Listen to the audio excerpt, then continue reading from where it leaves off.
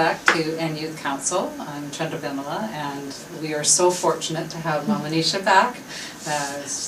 Mama Nisha, we've had lots of replies of our conversations around communication, and it's just been overwhelming, and they've just been saying thank you very much. They've learned so much, and so this is going to be our third show on communication. And the first we were talking about effective listening, and the second was how we respond to events. We had a lot of emails around a lot of complaints, and so we thought it was really a good show to talk about how do we respond when there is so much complaints. So they had complaints about not enough freedom, a lot of restrictions, that people want them to be mature, but they always want them to be treated like a child. How you start to respond to when you have so many complaints? How do you deal with these? Nithyananda, thank you for having me back on the show. And when we look at complaints, in the last show we spoke about how life happens, and when life is happening, you have a response to what's happening. It occurs to you in a certain way and you respond. And complaints is a typical way of response which most of us engage in. And when you look a little closely at anything that you call a complaint in life, it's basically that you're not okay with something that's happening around you in terms of maybe a relationship or a situation. Something that occurs to you as this is not okay with me is probably the basic of what you can call as a complaint. That said, it's even a little more deeply if you look at it, it's actually your resistance to something which is happening out there in life. So there is this situation, there is this circumstance, or there is this your brother, sister, or a relationship in which you are in. And when what is happening in life, when things are happening, your resistance to something out there in what is happening is what becomes a complaint for you. And as a cardinal rule in nature, whatever you resist persists. Like the more you want to put up, the more you put up with something, the more you want something to go away, the more you resist and say, I'm not okay with this, you will notice that it continues persisting, or rather it continues coming back into your life in some form or the other. Unfortunately, we fail to notice this and realize this, and we just think that by putting up with it and by more and more cribbing about it, or more and more worrying about it, having more and more thoughts about it, I'll be able to come out of it. But it's sadly the other way around. The more and more you do any of this, the more and more you deepen the impression of that complaint or the impression of that particular occurrence in your life. It becomes stronger, and it starts gripping you. And that's where you will see that people recurrently over the years have complaints which just are there. Whether you have a complaint about a relationship that you're in, you will see that there will be a lot of up and down in relationships as it is, but the complaints keep coming back, and the same kind of complaints keep coming back. Or whether it is something you're not okay in life, like maybe a traffic jam, you will notice that often when you are not out to work and you're looking from the window or your balcony, you'll notice that, oh, the traffic is so smooth. And just as you are out and going, and it's especially an important day and you need to be there on time, you will just notice that you're stuck in a terrible traffic jam. So anything in life which you unknowingly or in unawareness are resisting, that continues to persist, that continues to have a grip on you. So the first thing we would like all of us to understand is this, that any complaint or any situation that you're not okay with life, that you're resisting in life, the first and foremost thing is to bring in awareness. Become aware of the situation. Acknowledge that, number one, I'm not okay with this situation. For most of us, it's not so. You just put up with it. So first is to identify what is the complaint that I have. What exactly is going inside, what's happening when I'm engaging myself in this complaint. And that's really the first step. And when you look a little more into the structure of a complaint, oftentimes we know, all of us know, that complaints have an impact of a loss on us. As in when I am in, having a complaint about something, I'm losing something, which could be probably my peace of mind at that point in time. And if I am in fierce arguments, or if I'm fighting with someone fiercely, probably I get a headache after that, which is my health or my well-being, or probably the affinity in that relationship. All that at that moment is not there. And this is an easy one to see, and people know that because of this complaint I'm not there all the time. It has some bearing on who I am. But what we often do not know, again, which is another aspect of we being unaware of something called a complaint, is that all complaints also have a gain to it. And what kind of gain? Yeah. Will be receiving that? So it's shocking, and it looks very paradoxical that how come there's a gain in a complaint, because complaint is one aspect that I'm not okay with. So because it's like, to me, it's like you've been treated unfairly. And I mean, some of them too. It's just what they said. Sometimes females are not treated the same as males, or we want our youth to act mature and to be dealing with things, but in return we don't treat them the same. Right. So, in a sense, where does the gain happen? Yeah. So this is a question which if you look at, you will see that human beings are the most intelligent species on planet Earth. And as a human being, you have access to whatever you want in life. You get that. You have that extraordinary access. And if you look at complaints, you have so many complaints in life, and you have them only by the virtue of there being a gain inside of you having that complaint. Because if there's something you're not okay with, like for example, consider you're having a headache.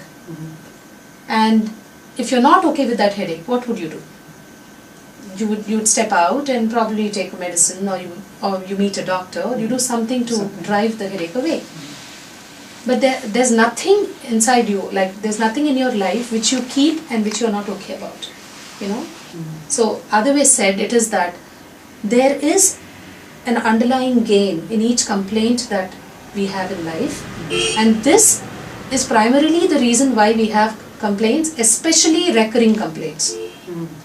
Otherwise, for the kind of intelligence human beings have, it's unlikely that you would have a complaint for years. And we know there are people who've been having complaints for 10, 15, so many years. So that brings up this very strange thing called that there is a gain in each complaint. And when you look at it and ask yourself, what is it that I'm getting out of responding to life in this particular manner? Because it's again just another response that you have to what's happening. Inside of what we spoke in the last time, inside of what's occurring to me, how do I choose to respond? And if we remember, we spoke last time how different individuals can be given the same situation, and because it occurs differently to different people, the response may be different. So that said, even for a complaint, it's no different.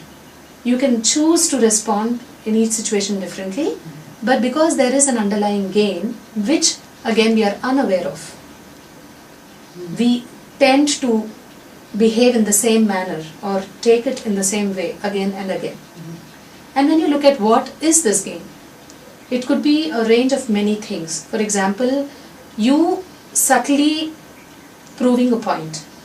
Whenever I'm running a complaint and I know that I'm doing this because I am right. The righteousness that comes out from the ego that we have inside us. Anything wherein you're stuck in life, where you do not have a freedom to be and a freedom to act differently, I would term that as your ego. That which puts you and sticks and makes you stuck in a situation is nothing but your ego. Especially in your complaints, if you take any complaints that you recurrently have in life, you will see either of these things, that probably you're looking at being right. You're looking at dominating something or avoiding domination from someone. You're looking at justifying and defending yourself. So usually these are the things which run us. Or you're looking at winning. If it's an argument, typically, I must win this. Because it becomes a threat to your identity if you have to behave in any other way. And then, what Swamiji was talking about was suffering too, that some people, love their suffering and hold on to their suffering. So would that be the same as the gain? Absolutely. It's the same thing again. As Swamiji very beautifully says, that human beings have a choice to suffer. And unfortunately, 99% of human beings choose to suffer. Because all that's happening in life is life is rolling by, and in the face of what is happening, each one of us have a say in the matter of how we would like to respond to it. And whether you suffer from what's happening, whether you choose to, whether you run a complaint, whether you have a complaint about what's happening, you're not okay with what's happening, it's all inside of you choosing to be that way. So it's very true. Because it's sometimes you're holding, like I said, you want to be right, and the grudge that you may hold, that you're going to stand firm to it, really is about ego. Absolutely. And the biggest thing I would say in the gain again is you being a victim. Many situations, for example, when you say that I'm a girl, I'm not treated equally, or this person bullies me, or I'm not heard, or usually most of the things, and especially where you have a complaint with yourself. Lot of people have, and that's the most dangerous kind of a complaint, when you have it with yourself, that mostly coming from I'm not good enough, I'm not capable enough to, I'm not as experienced as the other person, or I'm not so smart. All of this comes out of a gain where inherently you're saying I am a victim. And that's again an ego boost, where your identity is otherwise threatened if you have nothing to worry about. So you constantly have something to worry about, and you're saying I am a victim. The underlying statement is that I am a victim, and therefore you have that kind of a gain which runs that complaint again and again and again. And actually we were just talking about this too, that I've had a learning disability for a long time, and so for me to, Swamiji has put me in some beautiful opportunities to no longer hide, because I used to hide quite a lot behind it. But it was a cushion for me that I could say, well, I didn't do this because I, had that disability. I didn't move forward. It was kind of like having that ability. It was a cushion, I guess, if I want to say that. Now, once it's removed, I have nowhere to hide behind it. I have to kind of move forward. So it is something that we can also hide behind, is if we have, let's say, sickness, or if there's something that's going on, suffering. It is a great wall or mask, I guess, if you want to put it, being able to hide behind it.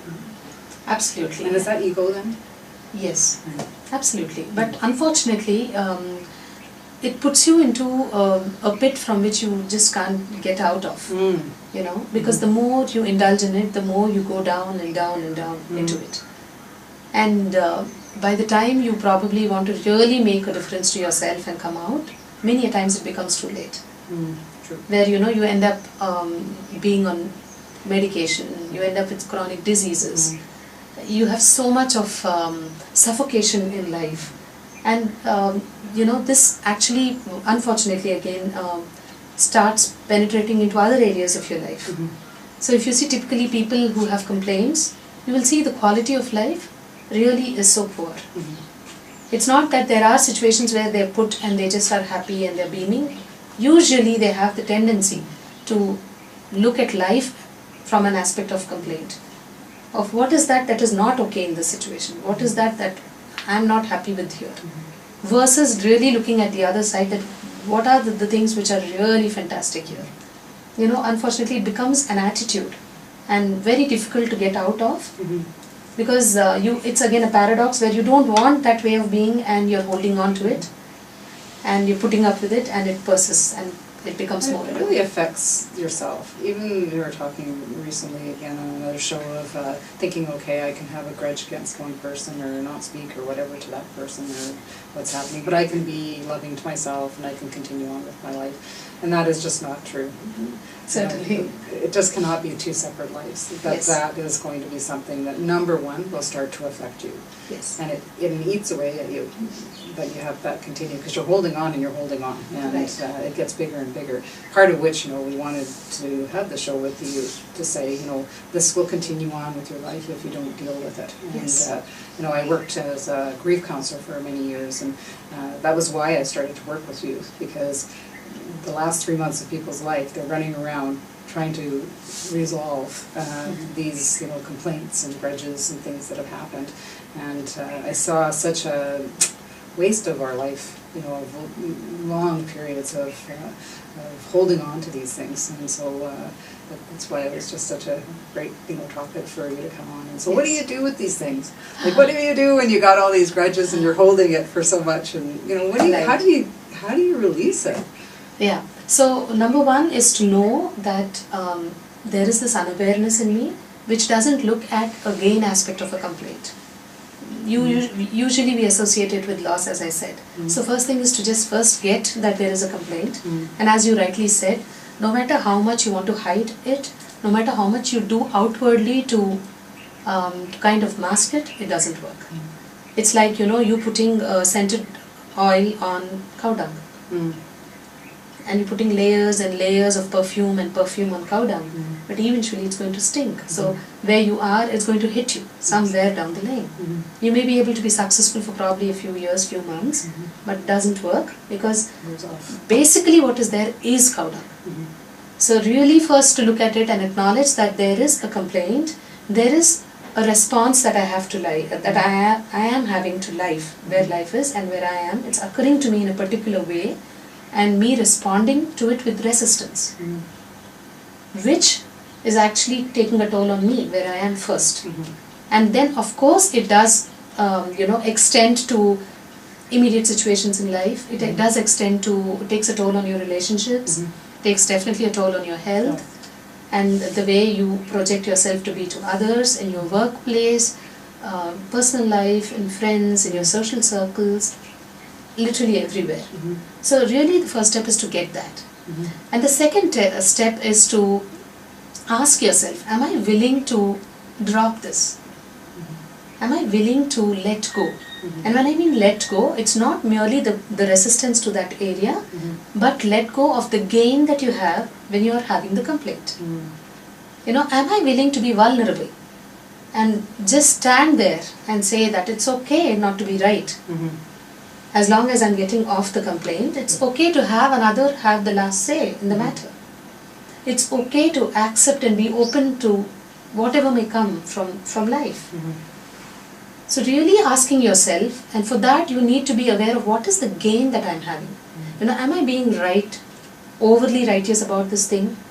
That I'm stuck and I don't want to leave it? And am I looking at winning over something, demanding and dominating someone? Or am I really being a victim? I'm just sinking into a pit of self sympathy, and I'm really craving for that kind of an attention from others. Am I being a victim? So when you ask yourself, it would be usually one or more of these. And acknowledge that, as in bring that to your awareness and tell yourself, okay, this is the area, this is the particular complaint I have. This is the experience I'm having, or the mood or the feelings that I'm going through. And really the loss is anyways evident, it's pretty evident. You're not happy, you're not peaceful, you're not just joyful. None of that is there, so that's easy one to get. But really the tough one, which needs a lot of courage where you are, is to look at what is the gain. Alright, so maybe this is the gain, and that I'm being so right, or maybe I'm being a victim and I would love to be that. And once you get those down, probably pen them down in a book, because it really helps when you write. When you write something and then you're verbalizing it, it becomes a very active part of your biomemory, to an extent that it doesn't be in your unaware zone anymore. It becomes conscious part of you. It becomes an aware part of you. It's like you putting a strong light on a dark area. And the moment I bring in light, darkness just goes. And I've always found writing too, there's some hidden things underneath it that I never knew. So once I start writing it, all of a sudden I realize I had some anger, let's say, of something else. Or so it really does help when you start to write through all of that. Totally. And it's like, as I was saying, it's like you going into a dark cave, it's been dark and dark for ages, and you just putting a spotlight right there. It takes seconds for the darkness to just disappear. So you may be in the clutches of the complaint or the resistance to life for years now. But just moments of awareness, a few minutes of you sitting with that particular area and collecting yourself together and answering these simple questions. What is the complaint? What is that which I'm not okay with? Which aspect of life is this? And if it's a relationship, who else is involved? Is it my brother, mother, father, whoever it is, you know? And then looking at what am I losing out of all this? What am I actually having to give away with? Like health or vitality or affinity. Or pride. Or pride, or you know, what is it? And then really looking at the tough one, which is what is the gain I'm getting? And for that you must be willing to consider first that there is a gain. And I know as viewers are watching this, they may actually have a resistance to even that there could be a gain. Again, it doesn't work. You know, this is something which when considered really leaves you free. And you may not like a medicine, but then you will have to take it when you have a headache, when you have a stomachache. And nobody is saying the medicine is sweet. I'm not saying that at all. But all I'm saying is a medicine is required. Whether you like the taste or not, you will have to swallow it for that pain to go away. So similarly, this method is the same way, you know. You may not like it, but then it leaves you free at the end of it. And that's what matters. And I truly feel if someone's resisting, then you're gaining. Absolutely. Because if it doesn't resist, then you would flow and say, oh, that's right, I'll look out for that gain. Right. Or I'll what. But when you're going, no, like, that's not right, or you're not understanding, I always find when that resistance, then, you know, we've just hit something, that you are getting a gain. Absolutely. And as you acknowledge it, and as you consider that there is a gain where I am when I'm running complaints, you may not get it like in the first instance, but as you're sitting with the area again and again, you're looking and re-looking at it, there will be a time when you know, oh, this is really what's happening. I'm really getting to be a victim. It's not about the situation, not about the other person, nothing. It's occurring to me in a way where I feel good by being a victim. And that's what you may want to write down as well. And after that, really looking at expressing that out, you know, because again, as powerful as writing is when you start sharing what's happening, then it's no more in an unconscious zone. So sharing it with the relevant parties, with the relevant people. If it's a relationship, really going out and speaking to that person. And for sharing, you really need a huge demand of courage on yourself, because it takes a lot to come out and express that, you know, my little gain in this was this. It's not easy. Yes. Yes, and that also involves, I think, even before sharing, you wanting to forgive yourself. That it's okay. People, you know, we are human. So we all have these little aspects of us which wants us to be, you know, where you want yourself to be protected and things like that. So you being able to forgive yourself, and on the same light, you being able to forgive the other. Because even they are humans and they're going through similar things. So first really starts with the willingness of looking at the complaint and working it out. And once you've noted down these steps, looking at being willing to forgive and forget the whole thing. Where you are, forgive yourself, maybe forgive the other, probably ask the other to forgive you. You know, that. And then you just, it's a matter of expressing it out. Express it out to the person, sit and have a conversation. Anything and everything can be sorted out with communication and conversations. So you really being able to sit across and take the other person's time and ask them for their listening, and you expressing it out. The best effective way is when you can directly express it with the relevant person. And if that doesn't work, for whatever reason, you do not have access to that person personally or directly, or probably the person is not alive anymore. You know, like I had a similar issue with my sister, who's no more. And when I got to do this process, I actually wrote the whole thing down, and now that she was not alive, I sat with another friend of mine and, you know, requested her to be my sister at that moment, and I spoke it out. And it gets resolved very powerfully. So in the event that you cannot in person speak to a person, then you can probably sit with someone else and, you know, request them and be with them and speak it out. Or else you can even sit with the mirror and look at yourself and consider that the reflection you see is the other person. Or even if you're having complaints with yourself, that works brilliantly when you look at the mirror and connect with the person in the mirror. and speak it out again. It was helpful that it's looking in the mirror, because you really do see, you know, your facial expressions and what you're saying and what other people see. And so that really gives a clarity of, you know, why sometimes people can get really frustrated, or that you are looking that you're being defensive, or you are being resistant. You may be going like, I'm really like being sorry, but you're not in your face or in your actions. So it really does help when either you're role playing or you're mirroring, especially when it's a difficult situation. Yes. To work it out a little bit before you may speak to someone, or you just dive in. I mean, you have to know what is right for you. Yes. What we used to do too when someone has crossed over is that, you know, even a chair, and just, you know, imagine that person there, go to the graveyard or go to a place that was really special to that person, and, you know, then have that conversation. So it works. It helps to get it out. So it actually works brilliantly well, Chandra, to the point that, you know, you will notice life where life is happening, you start attracting different kind of situations, and you start attracting favorable situations rather, and people who are no more consistent with what the complaint has been, you know. So life starts throwing different situations which is not anymore a part of the same old complaint, and more beautifully that who you are has evolved in the awareness that you are, that your response to life is more intelligent.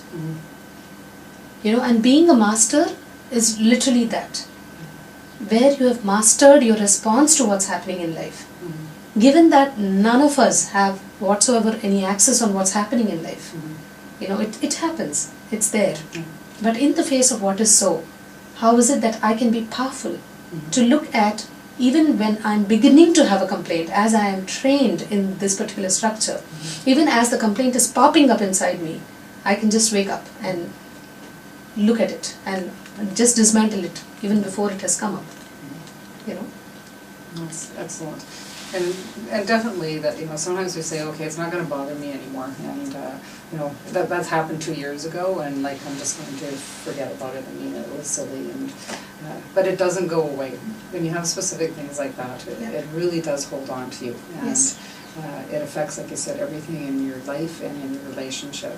So it's worth putting yourself out there and doing the work, and you know, doing, like I said, having that conversation and looking through. If you've had that conversation and someone has really resisted it, maybe they're holding on and they refuse to forgive or, you know, forget the situation, what do you do then? Yes, that's a very very good question. And yes, there is a possibility that where the other is, it's still there for them. And again, it starts with acknowledging that where the person is, their life occurs to them still in a particular way, and they have chosen to respond to what's occurring in a particular way. So what happens is, you know, it's got nothing to do with you where you are. It's got to do with how life is occurring, which includes you at that moment for the other person. And when you look at it from there, you will understand that where the person is, if life is occurring to them in that particular way, and they choose to respond in that particular way, that kind of gives you what can I say, a genuine, you know, a genuine sort of a concern for the person. Rather than upsetting you, you know, it can become that, okay, this is what they're dealing with right now.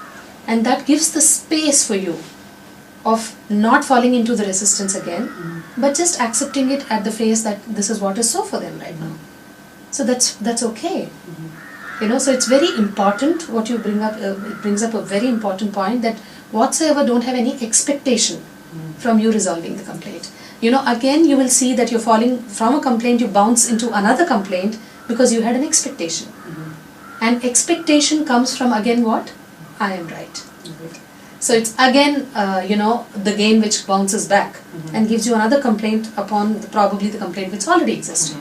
So it's very important to be very aware when you're doing this, so that you know what's happening and you know that it's okay whether they accept this or not. Because remember, when you are resolving this complaint for you, it's not for the other person. It is for you. So what response they choose to be inside of is up to them. It's totally their freedom. And when you go with that kind of an understanding, you will see that it would have gotten resolved for you anyways. irrespective of what the other person says or does. And eventually, even for them, it shifts, it alters where they are. That's the first thing. Second thing, there may be chronic complaints. Like I've had it for years. I've been holding something against maybe my parents or brothers or sisters or things in life. And that, probably even before you go towards the structure of the complaint, it would really help if you can do a small cathartic process, which we do it in our LBP level 1, which is Life Bliss Program level 1 meditation program in the Manipuraka Chakra, which is your navel center. So usually you'll see all the complaints that you have in life and the emotions associated get stored out because it becomes a worry for you. It gets stored in your navel center. So this process is where you bring in the situation, bring up those complaints, and you are in a room where you're with yourself, and you just let out all the emotions that surface as you're reliving those incidents. And this is important because it kind of eases the process for you once you've done with the emotions associated with the complaint. And this could be typically with chronic complaints, as I said, complaints which have existed over the years for you. Where you've had real complaints of maybe abuse or like physical abuse or mental abuse or emotional abuse by a member of the family, which is very common for a lot of us, or by your friends or anything like that. So it's very useful if you can mark yourself off for some time and bring in all the situation, the person, the event, bring it alive, relive it, and as it comes, just spit out all the emotions. If you notice that you have a lot of anger, it helps if you take a pillow and punch. It really helps. And if you just shout, just shout it out. As if the person were there, what would you behave? What would you have ideally wanted to behave, which probably you did not? Just shout that out. If you want to abuse, just leave that into the air. Let that come out completely. You can hit a pillow, you can maybe cry out loud, you can shout loud. But the point is, with awareness, when you do, it just, releases all the emotions that were stored for over years. It blocks in the chakra, so it releases the chakra. Totally. And when the emotion is taken away, Chandra, what remains is the memory. And that's very easy to deal with in the structure. You can start writing down then, the complaint and what happened and what was your response. And then you'll be able to even figure out what was the loss and even what was the gain. Because it really is, it gets it out. No judgment, just say what it has to. No one's going to, hear it, or if you tape it and, erase it, or type it and then make sure you erase it, and then really get to the core of what's happening. Yes. And then you're able to kind of release it. Because when you're trying to be more productive, it's really hard when you still have those intense emotions. So, absolutely. Yeah. Well, that's wonderful. Well, thank you very much.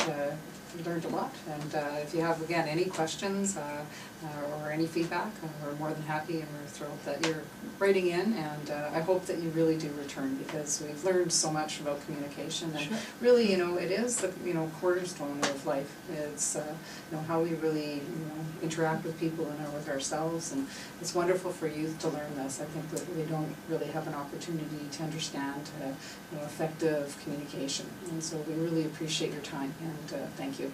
Thank you so much. And you have a blissful time. Thank you.